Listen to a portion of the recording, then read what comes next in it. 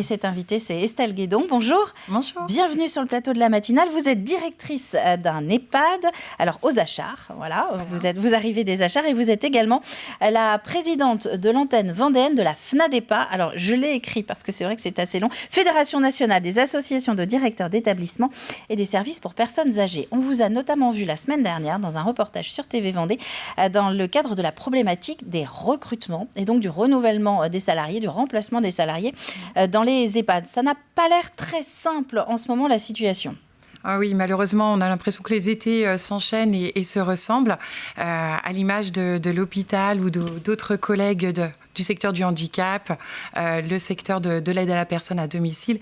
C'est vrai qu'on peine à recruter de plus en plus l'été, plus particulièrement en Vendée sur le bord littoral.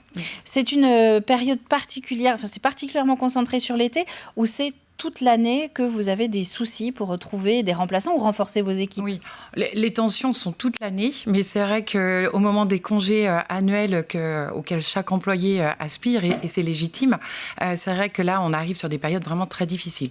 Notre période la plus difficile, c'est à partir du 15 août jusqu'à début septembre, où là, les jeunes commencent à reprendre le chemin de l'école, chacun de leur côté, et c'est nous avons encore des employés en vacances. Est-ce que ça fait partie des principales préoccupations en ce moment pour les directeurs d'EHPAD tels que vous êtes vous-même? Ah oui, l'emploi est la question cruciale du moment. À l'image aussi, je vais me répéter, mais de l'ensemble des secteurs, c'est vrai qu'on est touché. Et puis, les personnes âgées sont là 7 jours sur 7, 24 heures sur 24. Elles ont besoin de personnes pour s'occuper d'elles, pour qu'il y ait un accompagnement de qualité. Donc, c'est vrai que là, l'emploi, c'est notre préoccupation première. C'est le point de tension actuellement. Oui. Est-ce que vous mettez en place, par conséquent, des mesures ou peut-être des programmes entre vous, entre EHPAD, pour essayer de vous soutenir les uns les autres ou de trouver des solutions en se disant qu'ensemble, on est plus fort? On était en réunion de directeurs, on était plus d'une trentaine jeudi dernier pour effectivement partager nos problèmes du quotidien. Alors c'est qu'il y a des job dating, il y a un partenariat qui peut être fait aussi avec Pôle emploi. Certains distribuent des flyers dans les boîtes aux lettres pour essayer d'appeler la population la plus proche. Et après au niveau national, c'est vrai que notre fédération essaie de travailler sur l'image du secteur de l'aide à la personne de manière plus générale, mais surtout de la personne âgée pour trouver des solutions et puis donner une certaine appétence pour ce secteur d'activité. Ça fait plusieurs mois qu'on en parle et c'est vrai que ça fait plusieurs mois que commencent à être mis en place ces mesures. Est-ce qu'on commence à sentir un petit peu un frémissement? Est-ce que votre public commence à être attentif à ces demandes et à ces besoins en EHPAD? J'aimerais beaucoup pouvoir vous répondre oui, mais malheureusement, non, c'est pas encore le cas. Les cohortes de formation commencent vraiment à s'ouvrir. Donc, l'IFSI de La Roche accueille, je crois, près de plus de 100 élèves infirmières et infirmiers, pour les hommes, à cette rentrée. Mais c'est vrai que le temps que les personnes soient formées, ça demande du temps. Puis, il y a un tel turnover, des volontés finalement de reconversion professionnelle qui sont tout à fait légitimes. Et c'est vrai que là, on peine sur la formation à suivre cette cadence. Mais globalement, sur le terrain, on fait face, on est en période de tension. Certains établissements vont se retrouver en crise avec 3-4 employés absents le même jour. Mais globalement, les équipes se donnent, du directeur jusqu'aux cuisiniers, les aides-soignantes, les agents, mais même l'agent technique, pour que ça puisse bien se passer et puis accompagner dignement nos aînés vendéens. Alors, je disais au début, vous avez 2 casquettes puisque vous êtes également donc la représentante, on va dire, des directeurs d'établissements au niveau de la Vendée. Comment ça se passe un petit peu chez nos voisins si on essaie de prendre un petit peu du recul? Est-ce que la situation de la Vendée est vraiment particulière ou cette difficulté, elle se ressent un petit peu partout en France? Si la Vendée était atypique, ça serait rassurant finalement pour le secteur de la personne âgée. Mais voilà, c'est une réalité qu'on retrouve sur l'ensemble du territoire national. Il y a certains endroits qui vont être plus en tension, notamment les déserts, je pense au centre de la France. Mes collègues de la Creuse souffrent de difficultés de recrutement.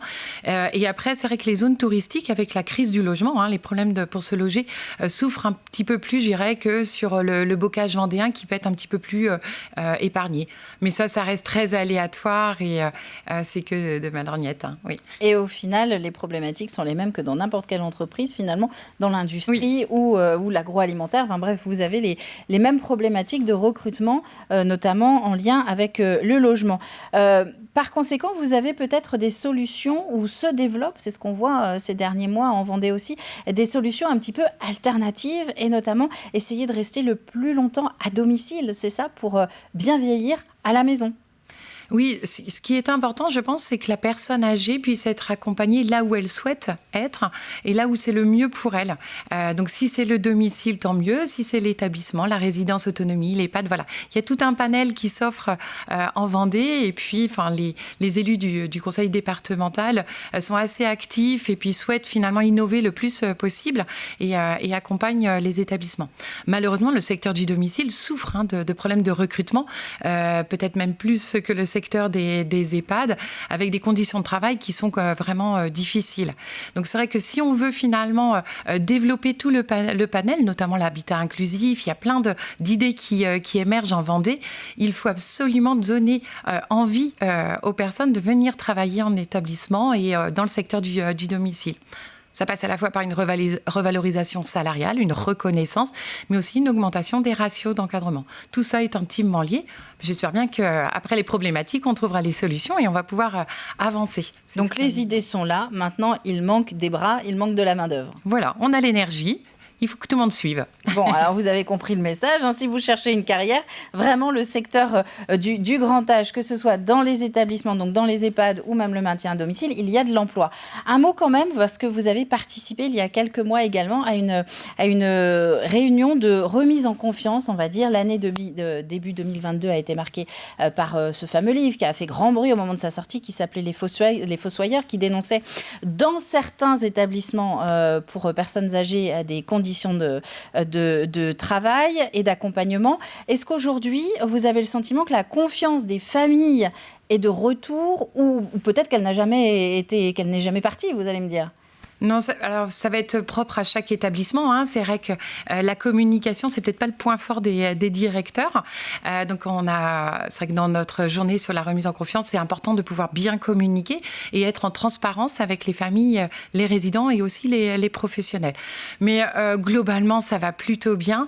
On a la chance en Vendée d'être sur un secteur d'établissements gérés soit par l'hôpital, surtout par les élus locaux et aussi par l'associatif.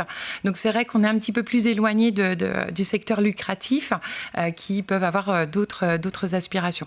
Donc voilà, il y a une confiance, il y a une communication avec les familles. Je pense que si on est transparent et puis si on laisse la place à chacun au sein d'un établissement, mais aussi dans les services, ça va bien fonctionner. Et finalement, ça rejoint indirectement le précédent sujet, c'est-à-dire qu'il faut juste adopter de nouvelles peut-être méthodes de travail, donc soit pour attirer, soit pour communiquer. Je pense on est face à une mutation de la société qui travaille aujourd'hui. Il faut qu'on s'adapte, il faut qu'on comprenne les clés et puis qu'on s'en saisisse et qu'on puisse avancer. Mais c'est vrai qu'on entend beaucoup parler de la semaine à 4 jours.